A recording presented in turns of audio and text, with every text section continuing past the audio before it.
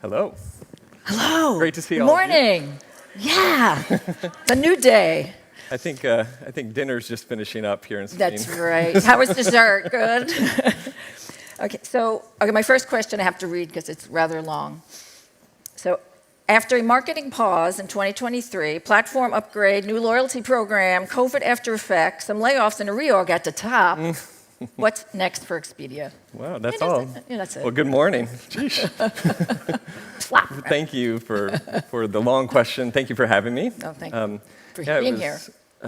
2 years ago, you interviewed Ariane on this stage, and she's now CEO. That's so great. here we go. I love it. Love it. Good trajectory. No, we've been through a lot. It's been a big 4 years for the industry, for Expedia certainly, for me personally. I was in Singapore until 2020. I made the move back to the U.S.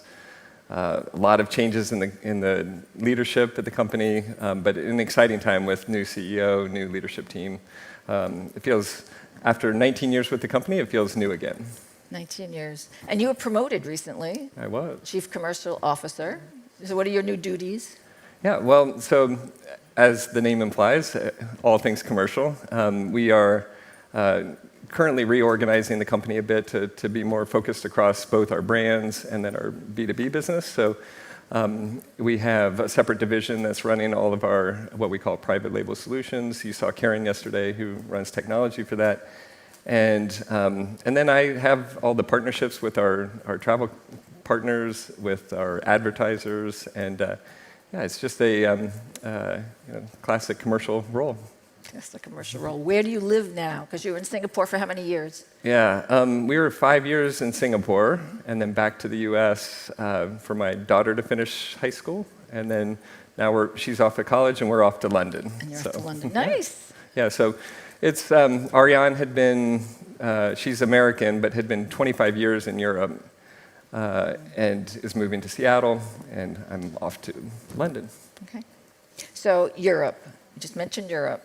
And I know, the international push has taken a bit of a pause for Expedia.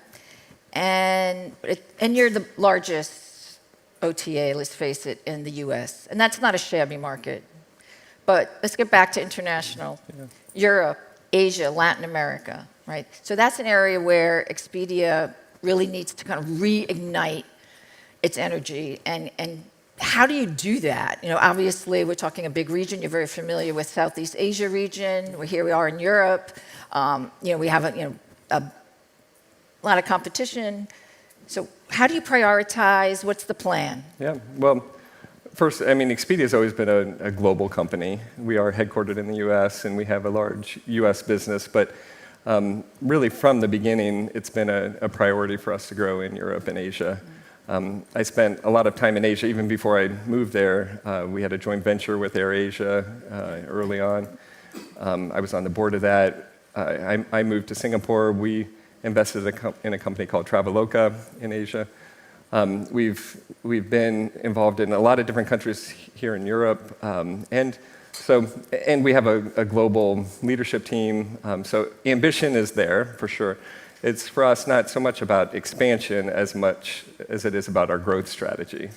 And I'd say during COVID, all of us everybody had their own challenges, but we all took a bit of a more focused approach. For us, we did a lot of work on our core platform. We had acquired some brands. We had a lot of technology work that we were able to do during the pandemic. And while we were doing that work, we pulled back some of our marketing, a bit more focused. So now it's really back to growth. So is it marketing? Like, what do you need to do? Like, let's talk about Europe since we're here now, right? So how do you need to prioritize? Is it hotel? Is it packages? Like, what is the area where you want to kind of emphasize? I know you can't share too many details, but just an overall strategy for, like you said, yep. It's not expansion, you're here, but it's that growth. Yeah. So a few things. First, you have to look at the mix of Expedia's business, which has really changed over the years. We do have a large B2B business now. Right. It's about a quarter of our revenue. growing fast. We grew about 25%, I think, in the first quarter of that business, and 100 million room nights. So a lot of focus on our B2B business, including here in Europe. We have 3 strong brands. We have many brands, but we're really focused on growing Expedia, Hotels.com, and Vrbo. And all 3 of those have a good presence here in Europe. And on the vacation rentals, we also have a couple local brands in Europe that we're focused as well. What are some of the local brands? So we have one in Germany called Vrbo Direct, and Arbitel in France. How important is it to have a local brand, and as opposed to the Expedia brand in some of these markets? Like you said, like your partnership with Traveloka in Indonesia, like that's important because of the local presence, right? Yeah, and we have some really strong local brands. Australia, we have What If, we have Stays and Book a Book in New Zealand. Our approach is to have a common technology platform. So a lot of the work that we did was to build the infrastructure that allows us to get the benefits. All the work that we're doing on Hotels.com should benefit our other brands as well. And then it's really about finding the personality of those brands, and each of those could be different, and they can be different from country to country as well. Right. So in terms of, you mentioned Vrbo, which is a much bigger brand, right, in the States than it is outside of the States. But private accommodation as a segment is huge.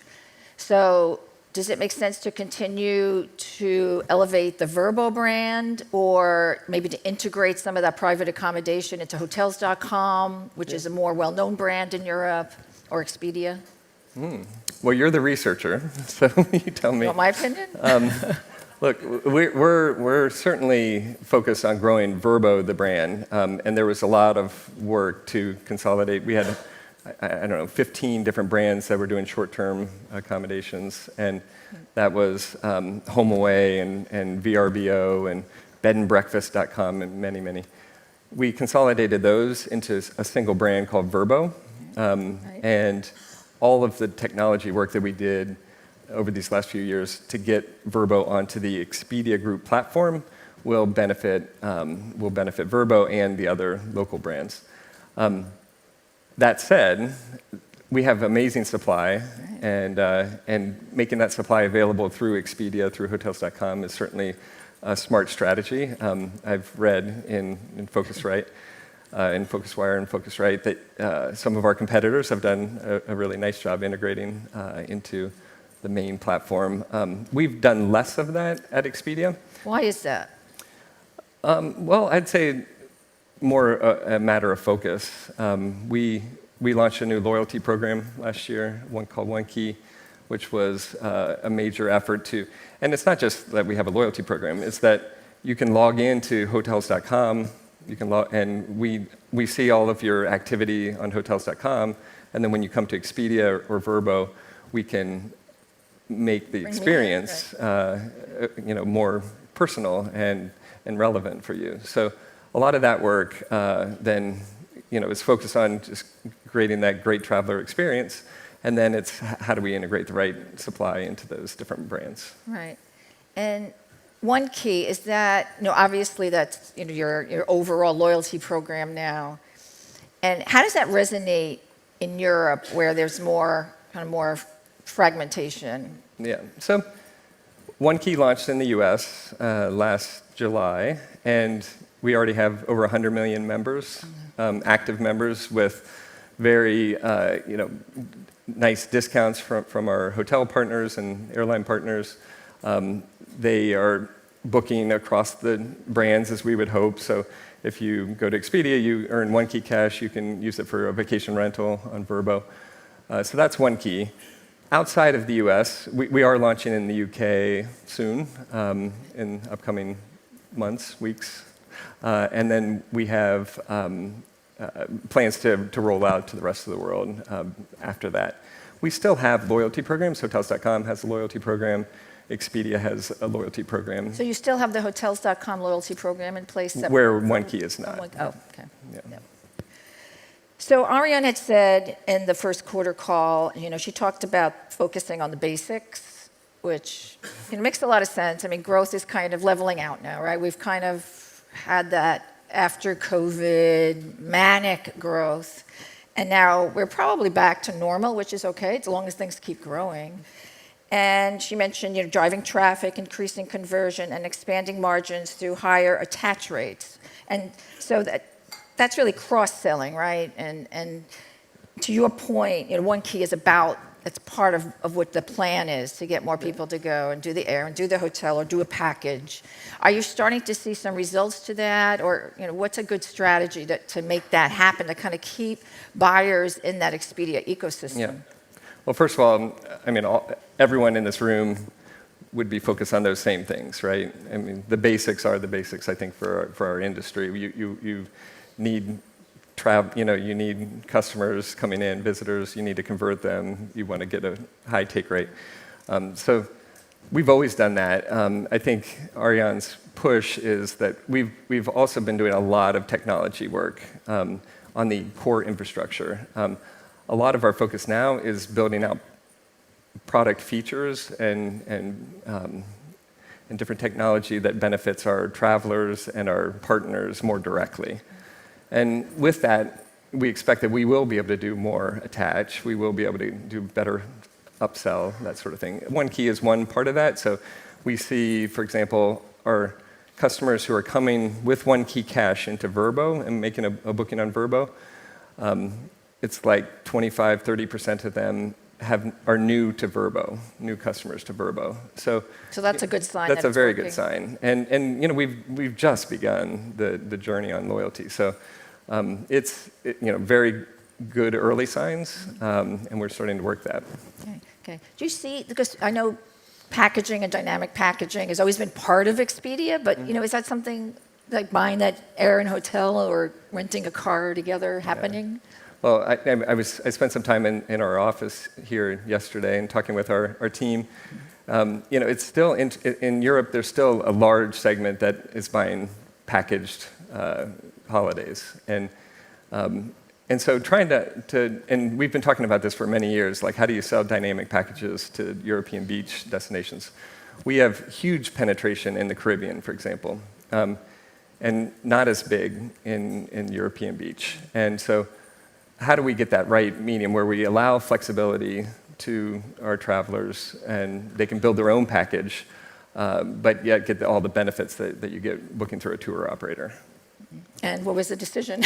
Well, that's what we want to do. If anybody has ideas, let me know. We are, we're testing things like, including airport transfer, for example, and making sure that there's the right information passed to the hotels that allows them to welcome the guests as they would if it was booked through a tour operator. I'm sorry. No, please, we also have a large B2B business where we're supplying hotels to tour operators and many other travel companies that are selling European beach. Because I wanted to ask also, because one of the areas that Expedia was in, right, for a while and it kind of pulled out was tours and activities. So is that a kind we of... never pulled out. Well, it doesn't seem like you have invested in it as much. Yeah. Well, and now there's Get Your Guide and there's Viator. There's other brands that they're standalone brands. Right. But I mean, Expedia has every opportunity to be the leader in Well, activity. absolutely. So is that something that might bubble back up as being a priority? Of course. So activities is a passion of mine. I think if I surveyed everyone in this room, like, why do you travel? No one would say to take my flight, although I am a bit of an av geek and I do enjoy that. But I think the experience that you have in destination is really why we do that. And everything we know about the traveler and the connection that we have with them through the app, and we definitely should be the leader in activities. And we're not. I'd say we're big, and it's a growing business for us. But yeah, just as we do more to integrate that, I think it's a great opportunity. Yeah, absolutely. And so B2B you mentioned, and there was definitely that 25% year over year. How is that market, I know that's probably a global number, how does that look in Europe? And what are the opportunities? Is it banks? Is it kind of more brick and mortar travel agents, airlines, right? They're all types of partners. Yeah, all of that. We power Ryanair rooms. So we power Avios hotels. All the big names like Amex and Trip.com. We have large partners, and then we have 60,000 other businesses, and more than 100,000, 150,000 travel agents that are using our tools and using that inventory. So it's pretty, and there are markets where B2B is the biggest part of our business. So it's definitely important for us. Well, that's the thing. There are these markets, and you say, oh, Expedia itself, the brand may not have this big position in certain markets, but what we don't see is all the B2B business that's going on with different brands that's powered by Expedia. Yeah, and really it's the combination of the B2C and B2B that's the magic of Expedia Group. It's important to have the consumer brands. It allows us, my team goes to a hotel and says, we want to have your best inventory, your best rooms and prices for our big brands, and we're going to make that available to these others. And so we have the best supply in the industry, and then that gets sold through the B2C and B2B. All right. So can you talk a little bit about Explore? I know you had that big event. This was a couple weeks ago or recently, anyway. And made some interesting announcements. So, of course, in terms of AI, can you talk a little bit about, are you seeing anything yet in terms of conversion and what you might be doing there? And of course, you have, what is it? Romy? Romy, thank you. I was going to say Romy, but Romy. Talk a little bit about Romy, too. Yeah, so we made quite a few announcements. I mean, it's interesting to, like, you, me, and the machine I see over there. That perfectly describes Romy, which is really meant to be like a travel concierge that goes with you. And it's in our labs right now, but you can actually add it to like a WhatsApp group chat. And so my wife and I was testing it with her, and it's you, me, and Romy in this group chat. Oh, okay.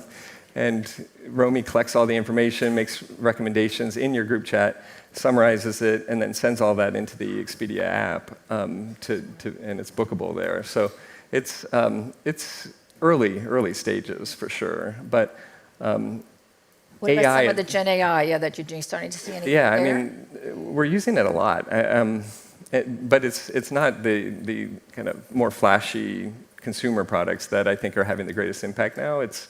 I started, how many years ago? 25 years ago in travel. I was an analyst. And then over the years, I noticed that, and I was proud to be an analyst, but over the years, there's a job opening at Phocuswright. But you have to be a data scientist, or now machine learning or AI. But it's all really the same. It goes back to what data do you have and how do you use it. And so we're using that for personalization and the experience, but also things like making sure that we have the right descriptions, using Gen AI we analyze all of our pictures, all the photos of hotels, and choose like the hero image based on AI. So there's a lot behind the scenes that's driving a lot of value. Yeah, and it's going to be interesting to see how that plays out. We have a little time left, so I wanted to play a little game with you. Okay. So it's just like an either or. This is the first session. It's morning, so. Yeah, we're going to take it easy on you. All right, let's go. Yeah. Look, these are easy. Remote or office? Both. Yeah, I mean, it has to be, right? There's no way we're going back to full-time in the office. No, but it's hybrid now, right? How many days a week do people usually go into the office? We have a 50% policy, which is kind of awkward because there's 5 days in a week. But people do 2 or 3 days in the office. That's a good compromise, I would say. B2B or B2C? Both. But B2C, it starts with our brands, and I've always loved Expedia's brand, so I have them on the walls in my house. Like it's definitely a B2C for me. Okay. ChatGPT or Gemini? ChatGPT. Sam Altman was actually on our board back before he was a big deal, and I remember him talking about AI. In those early days of OpenAI, but it's amazing, ChatGPT. AI will empower humanity or AI will destroy humanity? Both. It is powering, and let's hope it doesn't destroy. Let's see. Seattle or Singapore? Oh, Singapore, for sure. Sorry, Seattle. But Dogs or cats? I have 2 dogs. Oh. Never had a cat. Don't want one. Dogs, for sure. So you Easy. travel a lot with your dogs? No, because it's a big golden retriever and a mutt that is crazy. So Who takes care of them when you're away? we have a neighbor who kind of grew up with the dogs, so she takes good care of them. Perfect. Yeah. Perfect. And finally, AI-generated Scarlett Johansson or the real Scarlett Johansson? Is this an option? So I'm not going to answer it. My wife is somewhere around here. No need to. Okay. Ladies and gentlemen, Greg Schulze. Thank you. Thank you.